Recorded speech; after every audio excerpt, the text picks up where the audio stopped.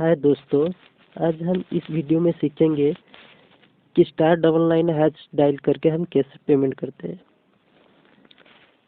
*999# कब यूज़ करें, जैसे कि हमारे मोबाइल में अगर इंटरनेट कनेक्शन ना हो या नेटवर्क ना हो, तब हम *999# डायल करके किसी को भी पेमेंट कर सकते हैं।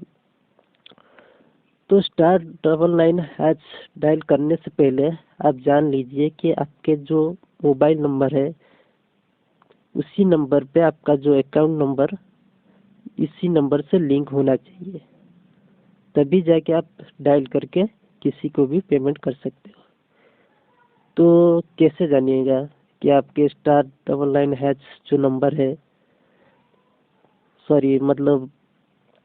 आपके नंबर पे आपके अकाउंट नंबर कैसे लिंक है, तो आप कैसे जानिएगा। जैसे कि आप एटीएम से पैसे निकालते हो, निकालने के बाद एक मैसेज आता है आपके मोबाइल नंबर पे, तो उसी मोबाइल से आपको पता चल जाता है कि हाँ, कि मेरा जो बैंक अकाउंट है तो इसी नंबर से ऐड हुआ है, तो आप उसी नंबर से ही डायल कर सकते हैं *999#। तो चलिए हम जानते हैं कि *999# कर डायल करके हम कैसे पेमेंट करते हैं। तो सबसे पहले *999# डायल करें। तो *999# डायल करने के बाद आपके पास एक वेलकम मैसेज आता है। जैसे हम लोग कोई भी सिम से हम *123# डायल करके बैलेंस चेक करते हैं, तो उसमें ऑप्शन आता है कि बैलेंस चेक करने के लिए 1 दबाइए या रिचार्ज करने के लिए 2 दबाइए। तो उसी तरह जब आप *999# डायल करते हैं तो उसमें एक वेलकम मैसेज आता है, क्या सिलेक्ट योर लैंग्वेज। तो उसमें एक सीरियल नंबर होता है साइड में, जैसे language select English language select करने के लिए 1 दबाइए और हिंदी लैंग्वेज सिलेक्ट करने के लिए 2 दबाइए। उसी तरह ये नंबर डायल करने के बाद *999# डायल करने के बाद आपके पास 2 ऑप्शन आते हैं, सिलेक्ट योर लैंग्वेज। एक इंग्लिश आता है, एक हिंदी आता है। तो आप कोई भी लैंग्वेज आप सिलेक्ट कर सकते हैं, आपके पे डिपेंड करता है आपके ऊपर। तो लैंग्वेज सिलेक्ट करने के बाद उसके बाद एक रिप्लाई आता है, उसमें लिखा होता है कि सिलेक्ट योर बैंक। तो बैंक सिलेक्ट करने के लिए उसमें 3 ऑप्शन आते हैं, लेकिन मैं इसमें 2 ऑप्शन बताऊंगा। 2 ही ऑप्शन है, जो 3 ऑप्शन तो होते ही हैं, लेकिन मैं 2 ऑप्शन के बारे में बताऊंगा, क्योंकि ये जो 2 ऑप्शन है ये सबको ही पता रहता है, इसलिए मैं इस 2 ही ऑप्शन के बारे में बताऊंगा। पहले तो होता है बैंक IFSC कोड। तो बैंक IFSC कोड जानने के लिए एक वेबसाइट होता है, तो आप वहां से जाके आप सर्च कर सकते हैं, या तो आप जो अपना होम ब्रांच है तो वहां से आप पता कर सकते हैं IFSC कोड, या तो फिर आपके बैंक पासबुक में भी लिखा होता है IFSC कोड, तो आप उसमें से भी देख के आप यहाँ पर एंटर कर सकते हैं IFSC कोड। उसके बाद सेकंड होता है बैंक नेम। तो बैंक नेम कैसे एंटर करें, इसमें लिखा हुआ है कि bank first 3 letters of bank name, bank के जो फर्स्ट 3 अक्षर होते हैं उसी को ही एंटर करना होता है। जैसे मेरा जो नंबर है वो पंजाब नेशनल बैंक से लिंक हुआ है, तो पंजाब में फर्स्ट 3 लेटर्स क्या आता है, PUN।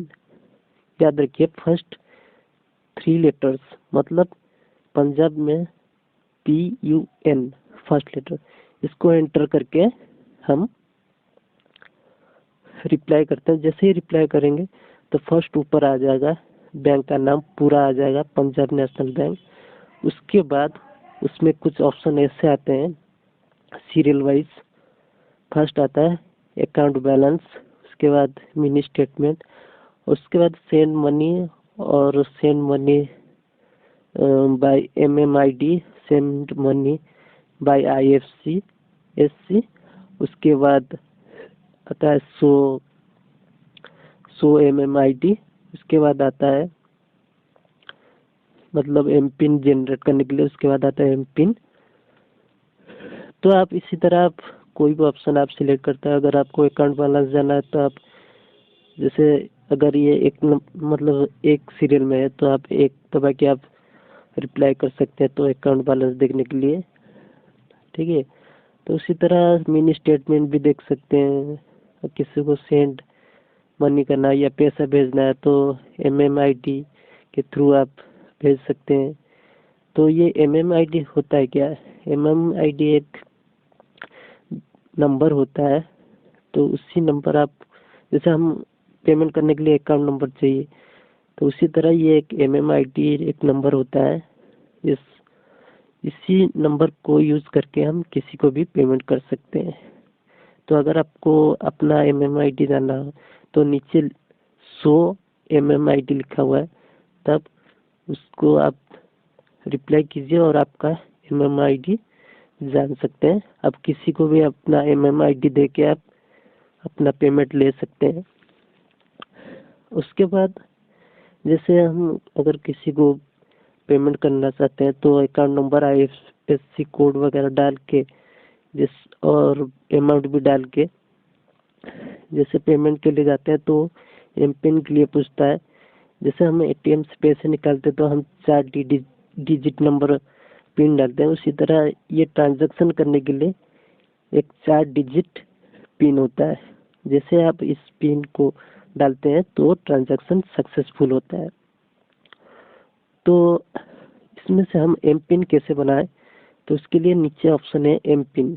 एम पिन को जैसे रिप्लाई करेंगे तो उसमें आता है जनरेट एम पिन, या तो जनरेट एम पिन क्लिक करते ही, मतलब क्लिक नहीं, आप रिप्लाई करते ही एम पिन, जैसे जनरेट एम पिन रिप्लाई करते हैं तो उसमें कुछ डिटेल्स आते हैं, जैसे आपका कार्ड नंबर और एक्सपायरी नंबर वगैरह, ऐसे कुछ डिटेल्स आते हैं। वो डिटेल्स एंटर करने के बाद आपके मोबाइल में एक OTP जाता है, और OTP जाने के बाद उस जो मैसेज में जो नंबर आता है वो नंबर आपको यहाँ पर एंटर करना होता है।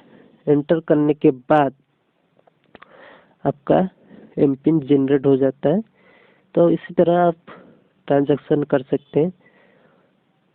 तो आई होप कि आपको ये वीडियो आपको अच्छा लगा होगा। अगर अच्छा लगा होगा तो प्लीज़ मेरे YouTube चैनल को सब्सक्राइब कीजिए। धन्यवाद।